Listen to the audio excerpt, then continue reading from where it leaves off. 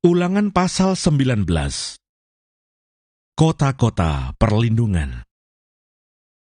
Apabila Tuhan Allahmu sudah melenyapkan bangsa-bangsa yang negerinya diberikan kepadamu oleh Tuhan Allahmu, dan engkau sudah menduduki daerah mereka dan diam di kota-kota dan rumah-rumah mereka, maka engkau harus mengkhususkan 3 kota di dalam negeri yang diberikan Tuhan Allahmu kepadamu untuk diduduki.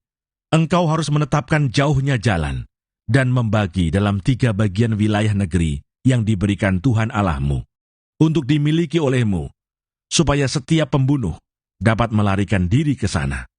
Inilah ketentuan mengenai pembunuh yang melarikan diri ke sana dan boleh tinggal hidup apabila ia membunuh sesamanya manusia dengan tidak sengaja dan dengan tidak membenci dia sebelumnya.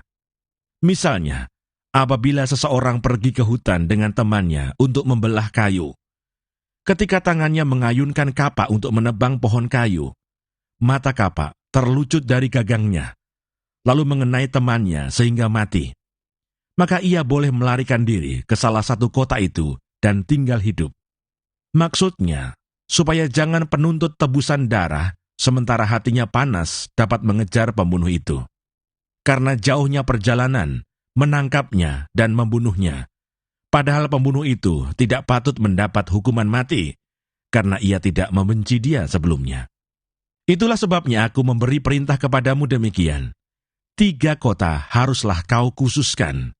Dan jika Tuhan Allahmu sudah meluaskan daerahmu nanti, seperti yang dijanjikannya dengan sumpah kepada nenek moyangmu, dan sudah memberikan kepadamu seluruh negeri yang dikatakannya akan diberikan kepada nenek moyangmu, apabila engkau melakukan dengan setia perintah ini yang kusampaikan kepadamu pada hari ini, dengan mengasihi Tuhan Allahmu dan dengan senantiasa hidup menurut jalan yang ditunjukkannya, maka haruslah engkau menambah 3 kota lagi kepada yang 3 itu, supaya jangan tercurah darah orang yang tidak bersalah di negeri yang diberikan Tuhan Allahmu kepadamu menjadi milikmu, dan hutang darah melekat kepadamu.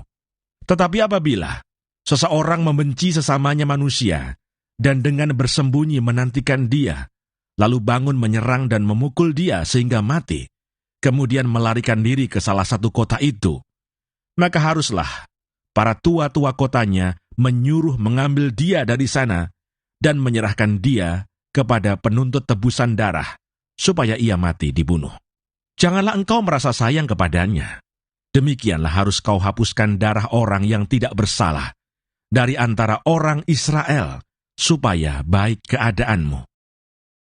Larangan menggeser batas tanah. Janganlah menggeser batas tanah sesamamu yang telah ditetapkan oleh orang-orang dahulu di dalam milik pusaka yang akan kau miliki di negeri yang diberikan Tuhan Allahmu kepadamu untuk menjadi milikmu. Dari hal saksi, 1 orang saksi saja tidak dapat menggugat seseorang mengenai perkara kesalahan apapun atau dosa apapun yang mungkin dilakukannya. Baru atas keterangan 2 atau 3 orang saksi perkara itu tidak disangsikan.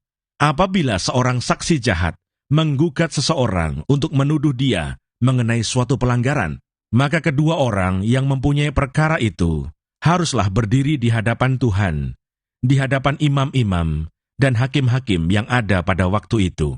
Maka hakim-hakim itu harus memeriksanya baik-baik, dan apabila ternyata bahwa saksi itu seorang saksi dusta, dan bahwa ia telah memberi tuduhan dusta terhadap saudaranya, maka kamu harus memperlakukannya sebagaimana ia bermaksud memperlakukan saudaranya. Demikianlah harus kau hapuskan yang jahat itu dari tengah-tengahmu. Maka orang-orang lain akan mendengar dan menjadi takut, sehingga mereka tidak akan melakukan lagi perbuatan jahat seperti itu di tengah-tengahmu. Janganlah engkau merasa sayang kepadanya, sebab berlaku nyawa ganti nyawa, mata ganti mata, gigi ganti gigi, tangan ganti tangan, kaki ganti kaki.